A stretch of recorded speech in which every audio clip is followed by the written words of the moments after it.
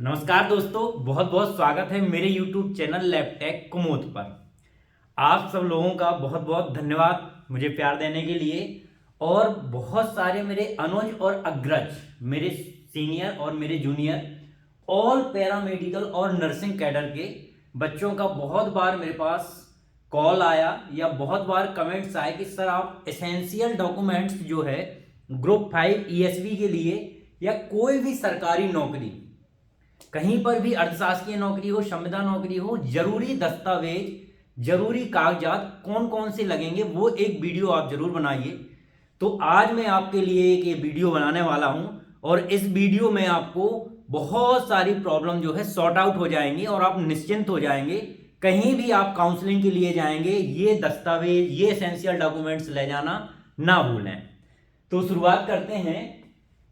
ESV group 5 2023 में आयोजित होने वाली परीक्षा या फिर कोई भी सरकारी नौकरी के लिए एसेंशियल क्वालिफिकेशन और एसेंशियल डॉक्यूमेंट्स कौन कौन से आपको चाहिए।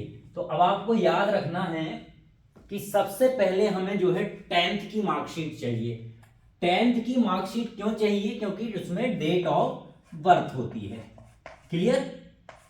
तो 10th की मार्कशीट आप, और एक चीज और मैं सबसे पहले बता देता हूं आपको कि आपको 2 सेट में ले जाना है, 2 प्रतियों में सारे डॉक्यूमेंट्स ले जाना है, बिल्कुल भी आपको भूलना नहीं है ले जाना। तो नंबर 1 जो है 10th की मार्कशीट। 10th की मार्कशीट के बाद आप 12th की मार्कशीट ले जाओगे। और ये सबको पता है कि जो पैरामेडिकल और नर्सिंग कैडर के लिए है वो CBGED वाली केमिस्ट्री, बायोलॉजी और आपका जो है जो भी सब्जेक्ट है, अगर एडिशनल में किसी के पास मैथ है तो मैथ नहीं ले जाना है, आपको बायोलॉजी वाली ही मार्कशीट ले जाना है। That clear. अब रिलेटेड सब्जेक्ट में BMLT, DMLT, pharmacist, OT technician, x ray technician, dialysis technician, जितनी भी कैडर की ESV ग्रुप 5 के अंतर्गत पोस्ट आती है, नर्सिंग, सारी चीजों का मार्कशीट आपको ले जाना है जो जिस कैडर के लिए फॉर्म फिल किया है। और याद रखिए, जैसे मैं खुद ही DMLT गांधी मेडिकल कॉलेज से पास आउट हूं तो मेरे पास 2 मार्कशीट आई थी। फाइनल एक मार्कशीट नहीं आई थी, मैं बरकतुल्लाह यूनिवर्सिटी का विद्यार्थी था, तो मेरे पास 2 बार एग्जाम हुआ था और दोनों मार्कशीट हमें साथ में लगाना होता है। तो अगर ऐसे कोई भी बच्चे हैं तो वो 2 मार्कशीट आपकी लेके जाएं। एक चीज और हमेशा याद रखना है मेरे दोस्तों के साथ क्या हुआ था कि BMLT और DMLT, तो DMLT उन्होंने क्या किया था, पिछली बार की ESV की काउंसलिंग की बात मैं कर रहा हूं, उन्होंने क्या किया था कि जो BMLT थी वो प्राइवेट इंस्टीट्यूट से की थी और DMLT गवर्नमेंट मेडिकल कॉलेज से की थी। उन्होंने सोचा कि मेरा फ्यूचर में प्रमोशन होगा बायोकेमिस्ट में या सुपरवाइजर की पोस्ट पे, सो उन्होंने दोनों मार्कशीट अपनी होशियारी में लगा दी और वो दोनों एक ही सत्र की थी। ये सरकारी मेडिकल कॉलेज से थी और प्राइवेट मेडिकल कॉलेज से थी बैचलर डिग्री। तो भाई साहब आप बिल्कुल ऐसा ना करें। वो कम से कम 6 से 8 महीना परेशान हुई या हुए और अंततः उन्हें पैसे देने पड़े जब जाके नियुक्ति मिली। तो आप बिल्कुल भी होशियारी में ना पड़े। अगर एक सत्र में आपने 2 कोर्स किए हैं और वो नॉन एसेंशियल हैं, मतलब अगर आपका काम DMLT से चल रहा है तो आपको DMLT ही लगाना है, BMLT से चल रहा है तो BMLT ही लगाना है। इतनी बात याद रखें आप।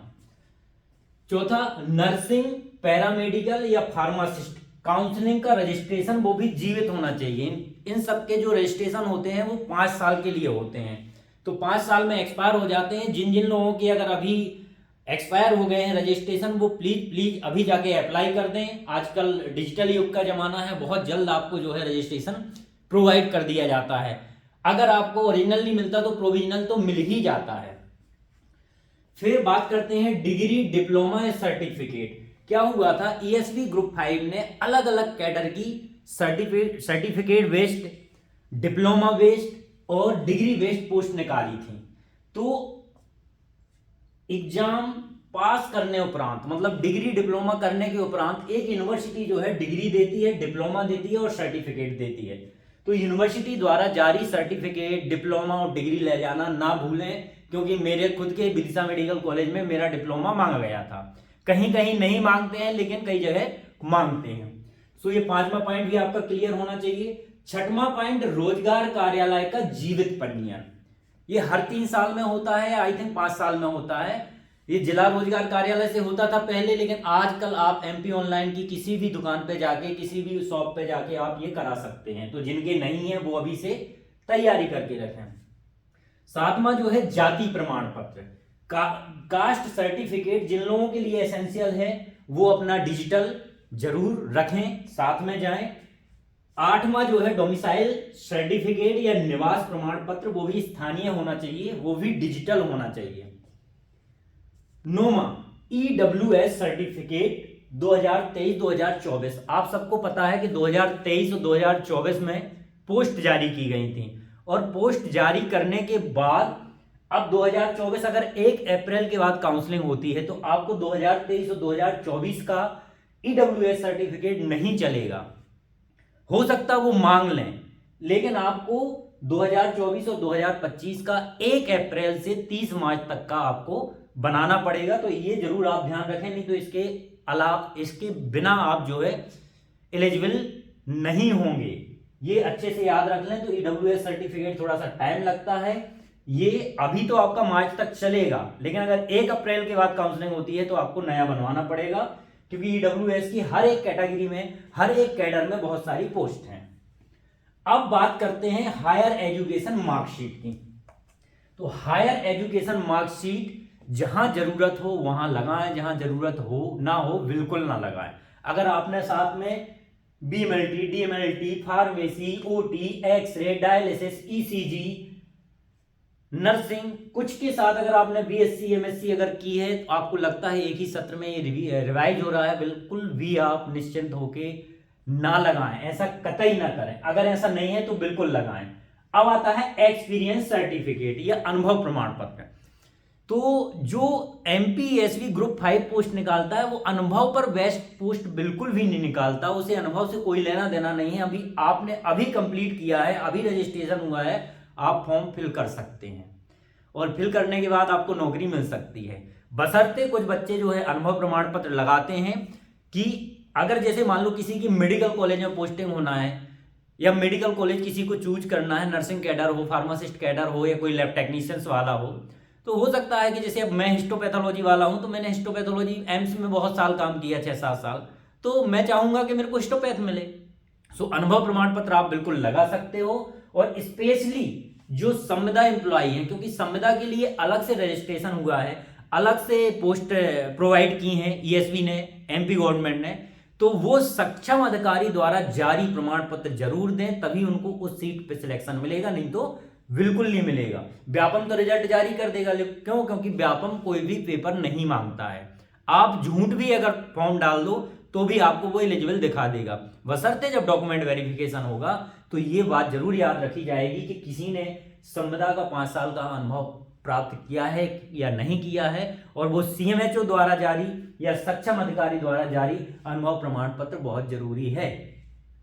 अब 12वां जो पॉइंट है एमपीईएसवी रिजल्ट सर्टिफिकेट। ये जो रिजल्ट आपका आएगा, बहुत क्वेश्चन आप लोगों के आ रहे हैं, सर रिजल्ट कब आएगा, रिजल्ट कब आएगा? तो दोस्तों मैं आपको कई बार बता चुका हूं कि रिजल्ट देखो जब आना होगा आएगा जरूर। अब जो मेरा सोर्स है, मैंने आपको अपने ग्रुप में बता दिया था कि मुझे जो है निम्न स्तरीय जो कर्मचारी है वो बस इतना बताता है कि बड़े अधिकारी बस ये चीज आप कर दो, वो मैं कर देता हूं। अब वो कब डालेंगे कब नहीं डालेंगे, ये इस चीज का कोई डिस्कशन उनके द्वारा नहीं होता है। तो मैं ऐसे भी झूठ आश्वासन आपको कभी दूंगा नहीं, पर यह जरूर है कि आरक्षण तालिका संशोधित आई है तो रिजल्ट भी 100% आएगा और जल्द आएगा, इतनी हमें उम्मीद है। सो एमपीएसवी रिजल्ट सर्टिफिकेट रखें साथ में जो एडमिट कार्ड जारी हुआ था जब आपने फॉर्म भरा था, उसकी कॉपी जरूर आप साथ में रखें। उससे ये होगा कि आपने जो फोटो डाली थी, उसमें जो पासपोर्ट साइज की फोटो लगाई थी, वो ही फोटो आप काउंसलिंग के टाइम पे ले जाएंगे, तभी आपकी जो है आइडेंटिफिकेशन होगा कि हाँ आप ही ओरिजिनल कैंडिडेट हैं। 13 पॉइंट जो है 2 फोटो पासपोर्ट साइज, मैंने आपको बता ही दिया है। 14 आधार कार्ड, ये आइडेंटिटी कार्ड होता है, ये आपको ले जाना जरूरी है, आपकी एक आइडेंटिटी है। 15वां जो है कैरेक्टर सर्टिफिकेट या अनुप्रमाणन पत्र। तो कैरेक्टर सर्टिफिकेट सब जानते हैं, पुलिस थाने द्वारा जारी किया जाता है कि आपका कैसा कैरेक्टर है, आपने कोई लफड़े तो नहीं किए हैं, आपने कोई क्राइम तो नहीं किया है, क्योंकि ऐसे लोगों को नौकरी के लिए ये सारी चीजें जारी करना बहुत जरूरी है। और एक अनुप्रमाणन पत्र होता है। अनुप्रमाणन पत्र कई इंस्टीट्यूट्स, या अगर हम बात करें DHS, directorate health of service, जरूर मांगता है। 5-7 पेज का होता है, पूरा वो फिल करना होता है। फिल करने के बाद जमा करना होता है। आपने जहां जहां नौकरी की है वहां से पुलिस जो है वेरीफाई करती है, या संस्था वेरीफाई कराती है कि आपके द्वारा कोई चोरी चकारी तो नहीं की गई, आपके द्वारा कोई क्राइम तो नहीं किया गया, आपके द्वारा कोई ब्लेंडर तो नहीं किया गया। तो वो सारी चीजें अनुप्रमाणन पत्र में जारी होती हैं।